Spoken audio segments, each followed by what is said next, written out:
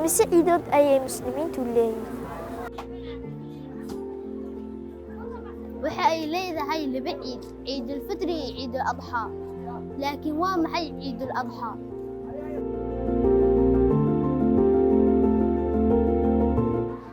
ciidul adha oo ah ciidda labaad ee sanadka islaamka oo ku beegan maalinta ugu dambeysa ee xajka oo ah tiir ka mid ah tiirarka islaamka laakiin waa maxay xajku xajku waa safar muqadas ah muslimiinta ay ku tagaan kacbada magaalada Makka xajku wuxuu leeyahay qaybo badan sida in lagu wareego xajka 7 jeer iyo lugeynta labada buurood Safa iyo Marwa dhexdooda iyo dhagaxan tuurista waxay astaan u tahay garaacista shaydaanka iyo allabarigii neefka oo xusuus u ahaa Nabi Ibraahim kaasoo diyaar u ahaa inuu wiilkiisa u huro alla dartiis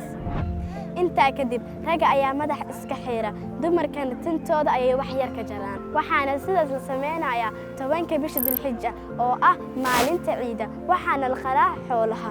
haddaba aan isweydiinay maxaa ka mid ah xoolaha la qalo waxaa ka mid ah lo'da ariga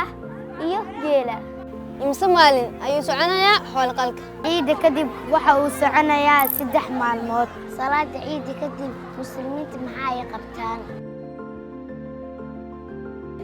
الله أي حسان وح أي عنان وعياران وين يسبخان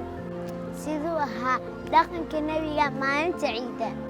دقنك رسولك صلى الله عليه وسلم ما أنت عيدا موسى عوني جري قراعدا لكن وحو سوق جري أنت لقى كريو هلبك كذب أي عوني جري مناسبة عيدنا وفرحتنا وفرحتنا لما أنت